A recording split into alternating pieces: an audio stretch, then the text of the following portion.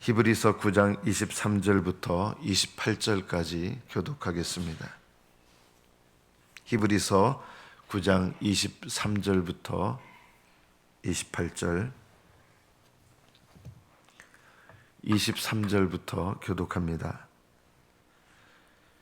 그러므로 하늘에 있는 것들의 모형은 이런 것들로서 정결하게 할 필요가 있었으니 하늘에 있는 그것들은 이런 것들보다 더 좋은 제물로 할지니라.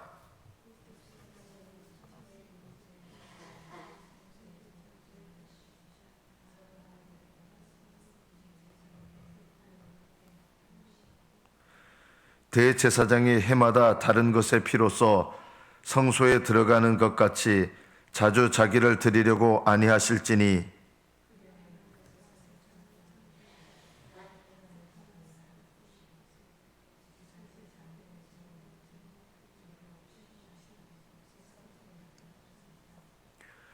한 번 죽는 것은 사람에게 정해진 것이요 그 후에는 심판이 있으리니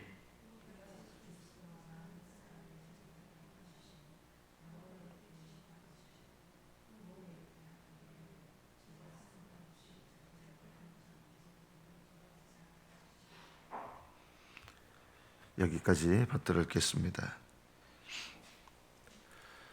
한 번 죽는 것은 사람에게 정하신 일입니다.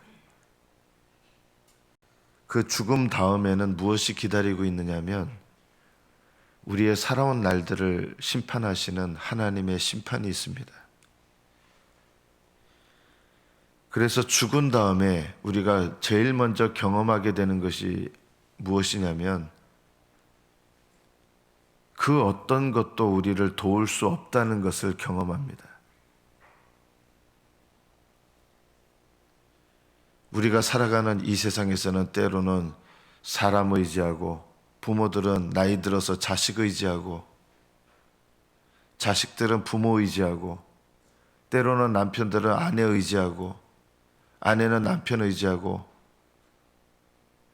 그렇게 살아가는데 한 번 정하신 사람의 죽음을 경험할 때 우리가 제일 먼저 경험하는 것은 비로소 예수 그리스도 이외에는 그 어떤 것도 우리가 의지할 수 없다는 것을 비로소 느끼게 됩니다.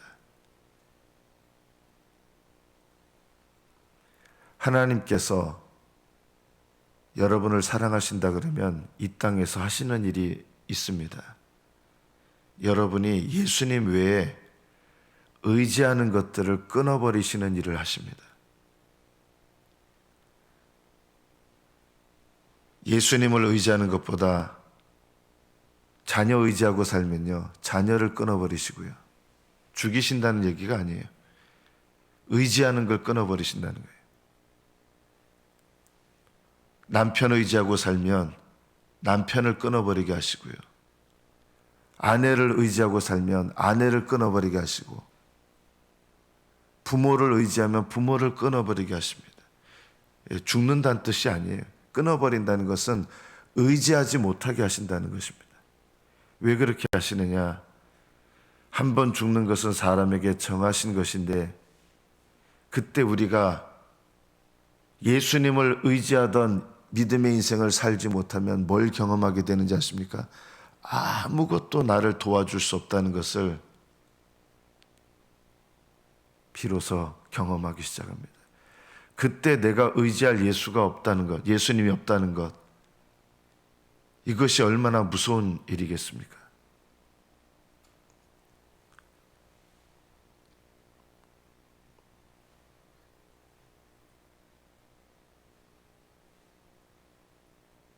제가 어떤 목사님의 이 간증하는 것을 잠깐 들은 적이 있습니다. 교인들이 굉장히 많고 흰 옷을 입고 붉은 띠를 띈 것 같은데 정말 교인들이 많더라는 거예요. 그런데 이제 주님께서 이제 보여주시는데 가만히 보니까 대부분이 마네킹이더라는 겁니다. 또 어떤 분들은 지프로 만들어진 사람의 모양이었다는 것입니다.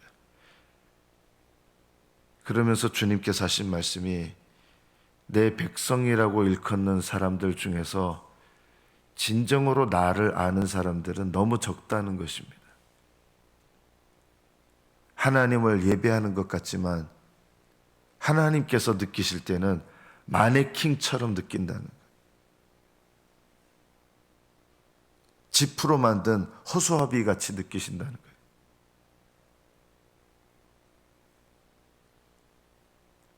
우리의 인생이 끝났을 때 수많은 사람들이 내가 예수님을 믿는다고 생각했는데 예수님을 의지할 수 없는 인생이라는 것을 그때 비로소 깨닫게 되면 이것이야말로 해결될 수 없는 고통입니다.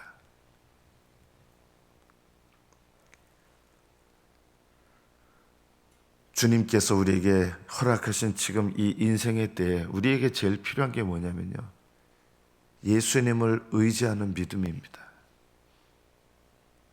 살아계신 예수님을 아는 것입니다. 내 인생에 제일 중요한 게 뭔지 압니까? 주님과 동행하는 것입니다. 예수님을 모르면 세상에서 최선을 다해서 성공해도 아무 소용없습니다.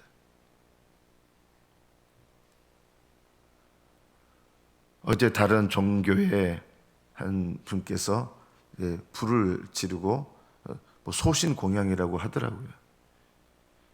그분들 입장에서는 소신공양이지만 하나님의 관점으로 보면 불 지르고 자살한 겁니다. 아무 의미가 없습니다. 몸을 드렸다고 하는데 하나님께서 보시기에는 아무 의미가 없는 거예요. 그냥 자살해서 자기 몸을 태워버린 거예요. 우리들도 얼마든지 그렇습니다.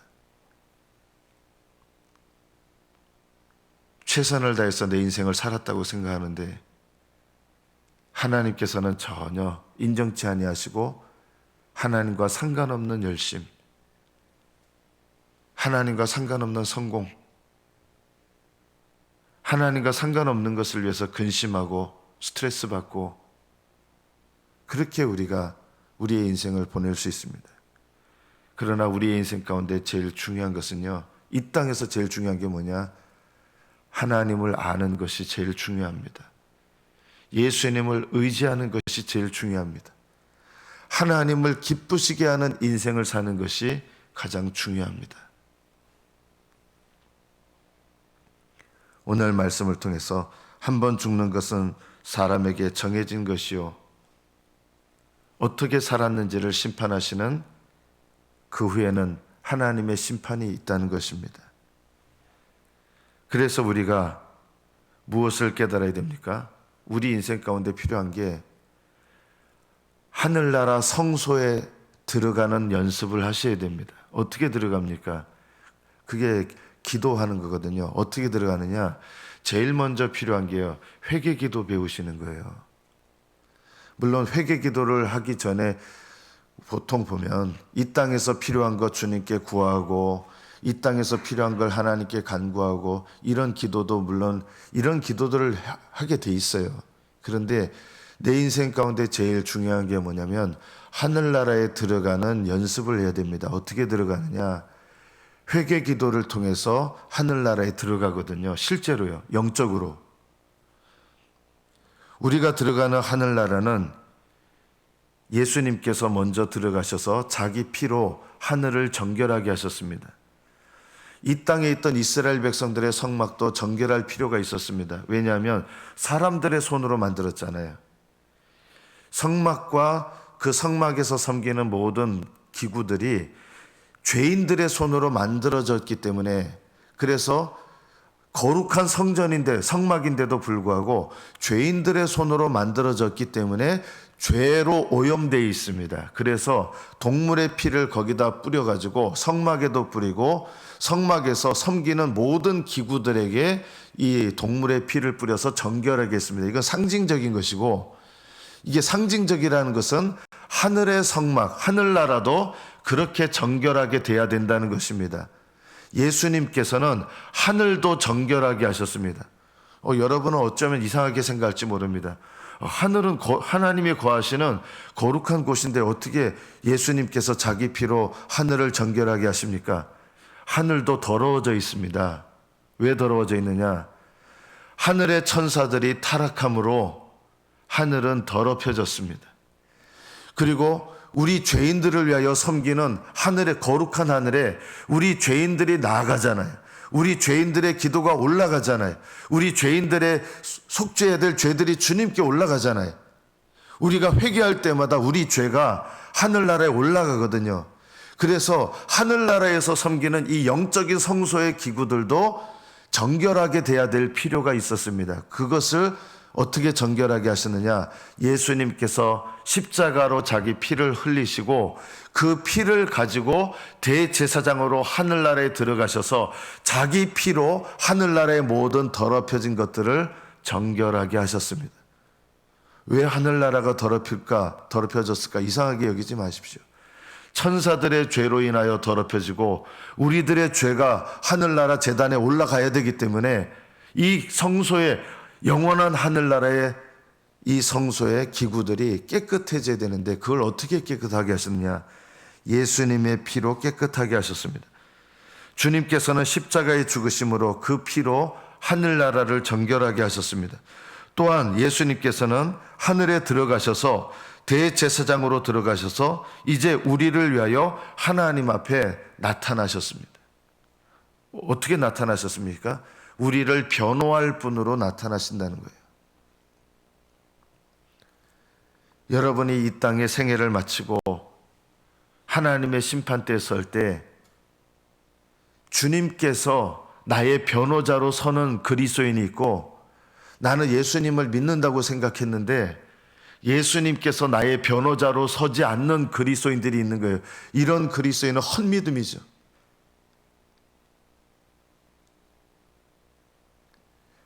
주님께서 변호해 주시지 않는 사람들에게 하시는 말씀이 이거예요. 나는 너를 알지 못하노라. 이렇게 말씀하시는 사람들은요, 하나님의 심판대 앞에서 내 변호자로 주님께서 서시지 않는 사람들이에요. 나는 너를 알지 못하노라.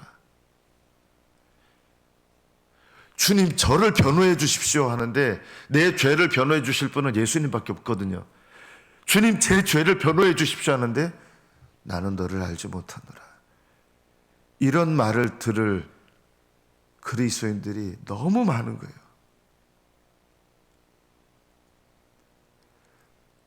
제가 이게 정죄하는 마음이 아니라 안타까운 마음으로 얘기하는 거예요. 저도 자칫 그럴 수 있고 여러분도 자칫 그럴 수 있어요. 너무 자신만만하지 마십시오. 자신만만하신 분들은 오히려 내가 너를 알지 못한다 이런 말을 들을 가능성이 많아요. 오히려 이 땅에 살면서 하나님 앞에 내 죄 때문에 근심하고 염려하고 하나님 앞에 눈물로 회개할 줄 알고 이런 사람들이 오히려 주님께서 변호해 주시죠. 내가 죄를 범하면서도 뻔뻔하고 아무렇지 않고 무감각하고 이런 분들은 하나님의 심판대 앞에 섰을 때 어떤 말을 듣느냐? 나는 너를 알지 못하노라. 너하고 나하고는 관계가 없다. 그러면 주님께서 변호해 주시지 않는 거예요. 하나님 앞에 여러분이 하늘나라 성소에 들어가는 훈련을 하셔야 되는데 어떻게 하시느냐? 이 땅에 있는 동안 내 죄를 깨닫고 회개하는 것이 하늘나라의 성소에 들어가는 훈련입니다. 날마다 내 죄를 깨닫고 회개하는 것이 예수님을 의지해서 성소에 들어가는 훈련이에요. 이것이 이상해서는 안 돼요. 우리는요, 날마다 회개해야 됩니다. 뭘 날마다 회개하라 그럽니까? 예수님 죄 다 용서하셨는데 이게 하나만 알고 둘은 모르시는 분들이죠. 날마다 회개해야 되는 것이 은혜라는 것을 모르면 아직 믿음이 너무 어리거나 무감각하거나 둘 중에 하나인 것입니다. 날마다 하늘나라에 죄인으로 죄를 깨닫고 죄인으로 회개하면서 들어가시는 분들은 하늘나라에서 주님께서 나를 위하여 하나님 앞에 나타나시는 거예요. 하나님 앞에 나타나신다는 것은 나의 변호자로 나타나신다는 뜻입니다. 날마다 여러분이 죄를 고백하고 회개할 때 그때마다 어떤 일이 일어나느냐? 여러분은 예수님을 의지해서 하늘나라 성소에 들어가게 되는 것이고요. 예수님은 날마다 나에게 하나님 앞에 나의 변호자로 서셔서 나를 정결하게 하시고, 그래서 하나님을 알게 하시고 하나님과 동행하게 하시고 하늘나라에 신령한 은혜를 주시는 거예요. 그래서 이것이 감사한 것입니다. 예수님은 단번에 자기를 제물로 드려서 죄를 없이 하셨습니다. 그리고 예수님을 영접하는 그 순간, 진정으로 영접하는 그 순간 우리의 모든 죄를 다 사하십니다. 그런데 이것을 또 알아야 됩니다.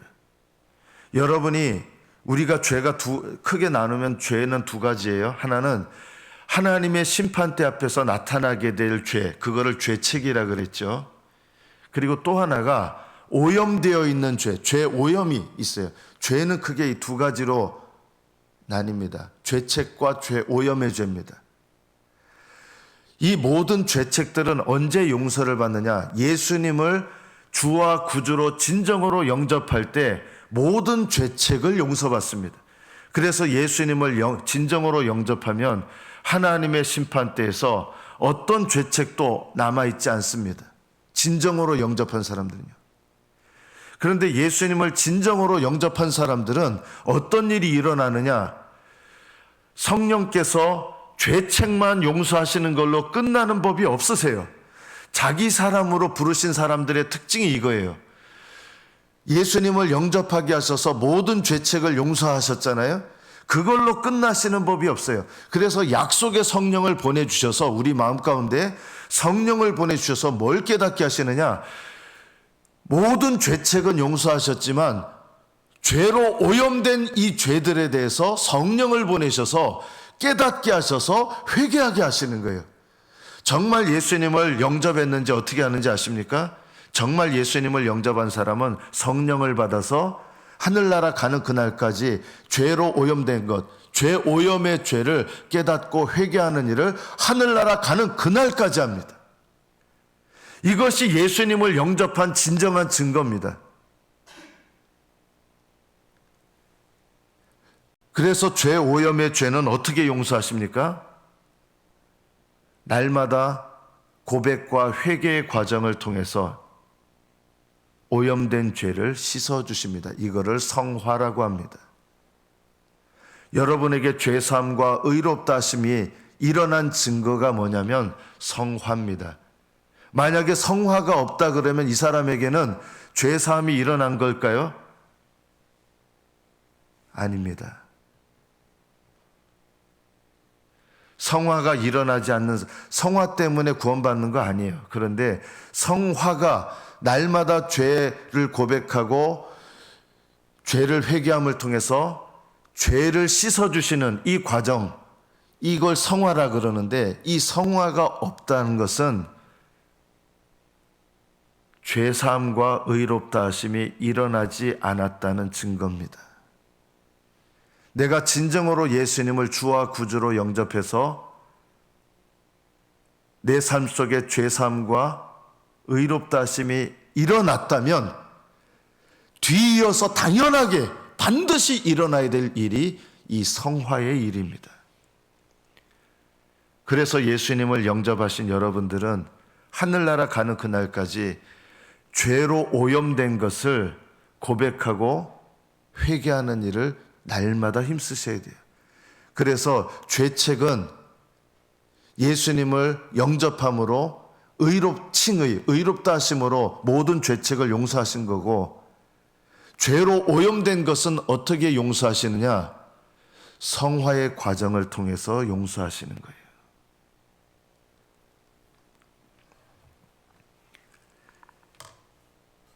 자기를 단번에 제물로 드려 죄를 없이 하시려고 세상 끝에 나타나셨는데, 죄를 없이 하시려고 하는 게 죄책만 없이 하시려고 나타나신 게 아니라 우리의 오염된 죄도 없이 하시려고 예수님은 단번에 십자가에서 죽으셨기 때문에 구원하신 사람은 반드시 성화의 구원이 일어나게 돼 있습니다. 이것이 안 일어난 사람은 거듭나지 않았기 때문에 성화가 안 일어나는 거예요. 저는 이제 좀 안타까운 게 뭐냐면 성화가 일어나지 않는데, 그러니까 두려운 마음이 들 수도 있어요. 성화가 일어나지 않았는데 이 죄 사함 받은 것 때문에 안심하라고 이렇게 말씀을 전하면 이건 잘못된 가르침이 되는 거예요.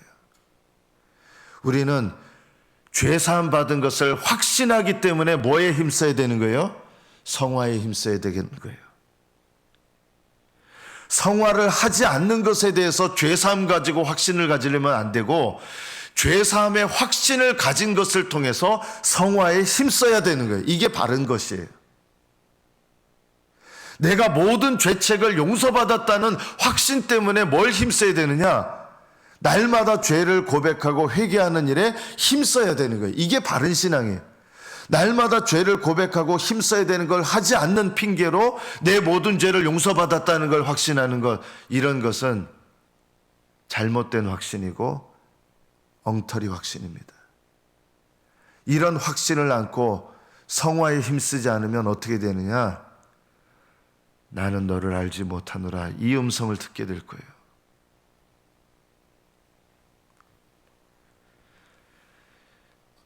고백과 회개를 통해서 날마다 성화에 이르는 삶을 살지 않으면 어떻게 됩니까? 정말 진정으로 예수님을 영접했다면 그게 취소되지는 않아요. 모든 죄책을 용서하신 것, 죄사함 받은 게 취소되는 법은 없어요. 그러나 죄사함이 일어난 사람들은 회개케 하시는, 성화하게 하시는 일들이 일어나게 되거든요.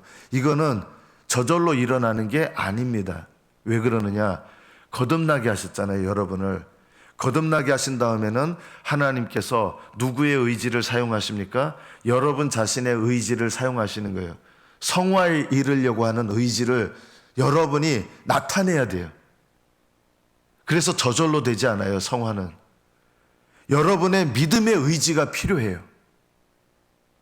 거듭난 다음에는 거룩함에 이르려고 애쓰셔야 돼요. 애쓰는 것이 없으면 성화에 이르지 못합니다. 날마다 성화에 이르지 못하면 어떤 일이 일어나겠습니까? 하나님과의 친밀한 교제를 누릴 수가 없습니다. 당연히 하나님과 동행할 수 없습니다. 하나님을 알지 못합니다. 영적 성장을 이룰 수가 없습니다. 그리고 죄사함을 정말 받았다면 정죄를 당하지 않지만 성화에 이르지 못한 그 죄들 때문에 수치를 당하게 됩니다. 정죄에 이르지 않지만 수치를 당하게 됩니다. 정말 거듭난 사람들은. 무엇보다 내가 누려야 될 신령한 은혜들이 막혀버립니다. 하나님을 위하여 드려지는 것들이 더럽혀져 버려서 하늘에 올라가지 않습니다. 이것이 성화에 힘쓰지 않는 일들 때문에 우리에게 일어나는 엄청난 영적인 손해들입니다. 제가 이것을 말하는 건 거듭났다라고 가정하는 것입니다. 죄사함 받았다고 가정하는 거예요. 죄사함을 받았는데 성화에 힘쓰지 않으면 교제할 수 없고 동행할 수 없고 영적 성장이 가로막히고 정죄는 받지 않지만 수치를 당하게 되고 신령한 것들을 받을 수 없고 내가 드려지는 것들이 하늘에 쌓일 수가 없습니다. 매일 죄를 지으면서 하나님 앞에 평강을 누릴 수가 없습니다. 죄를 날마다 고백하고 회개 생활을 안 하면서 나는 죄사함 받았다고 정죄당하지 않다고 그냥 평안하신 분들은 이거는 뭔가 잘못된 거예요. 참된 평안은 어떻게 누리느냐? 정죄에 대한 두려움은 우리가 죄사함 받은 것을 통해서 평강을 누려야 되고, 그러나 날마다 주님과 동행하면서 동행하지 못하는 삶에 대한 이런 두려움은 어떻게 없애야 되느냐? 죄를 고백하고 회개함을 통해서 하나님께서 그 회개를 받으시고 평강을 주시는 거예요. 날마다 누려야 될 평강이 있는 거예요.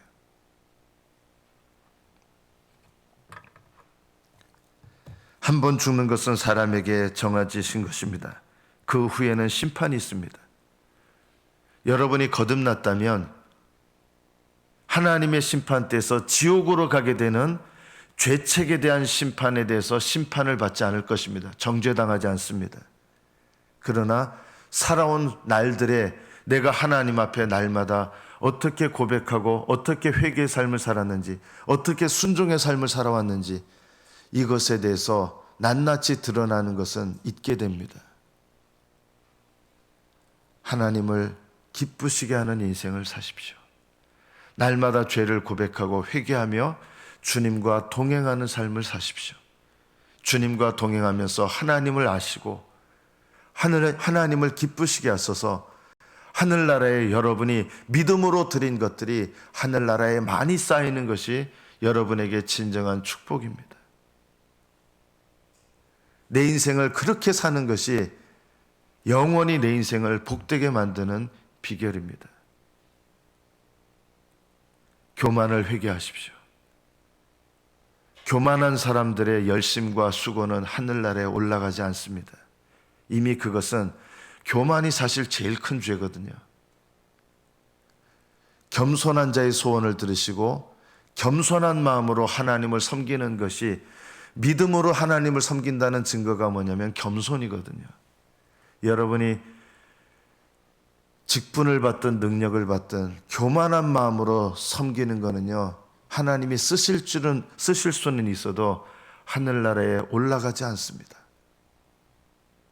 하나님 앞에 철저하게 낮아져서 겸손한 마음으로 큰 직분을 받을수록 더 큰 겸손이 요구됩니다. 저는 목사로서 참 두렵습니다. 정말 두렵습니다. 큰 직분을 받은 자일수록 더 많은 겸손이 요구된다는 걸 아셔야 됩니다. 더 많은 열심이 요구된다는 걸 아셔야 됩니다. 더 하나님을 기쁘시게 하려고 하는 거룩한 마음의 소원이 요구된다는 걸 아셔야 됩니다. 날마다 죄를 고백하고 회개함으로 하늘에 들어가는 법을 배우셔서, 그러면 주님께서 여러분의 변호자로 날마다 하나님 앞에 서셔서 여러분을 정결하게 해주실 겁니다. 그리고 믿음으로, 그 다음에는 믿음으로 하나님을 기쁘시게 하셔서 여러분의 섬기는 모든 수고들이 하늘나라에 기록되기를 축복합니다. 이것이 복된 것입니다. 내 인생의 날들을 하나님 앞에 그렇게 날마다 보내는 것이 내 인생을 복되게 하는 것이고, 이것이야말로 주님과 동행하는 것이 행복한 것이고, 주님을 기쁘시게 하는 것이 내 인생을 영원히 복되게 하는 것이고, 이것이야말로 기쁨이요, 이것이야말로 행복이요, 이것이야말로 내 인생을 가치 있게 만드는 것입니다. 때가 되면 구원에 이르게 하기 위하여, 구원에 이른다는 말은 우리가 받은 구원을 말하는 게 아니라 장차 임할 구원을 말합니다. 온전한 구원, 육신까지도 부활되는 구원. 이 구원에 이르게 하기 위하여 죄와 상관없이 자기를 바라는 자들에게 두 번째 나타나실 것입니다. 자기를 바란다는 것은 하나님 앞에 거룩하기를 사모하고 하나님을 기쁘시게 하기를 사모하고 주님의 다시 오심을 기다리고, 그리고 주님 다시 오실 때 부끄럽지 않도록 준비하는 사람들, 이런 사람들이 다시 오실 주님을 사모하고 기다리는 사람들입니다. 이런 믿음의 사람들이 되시기를 축복합니다. 기도하겠습니다.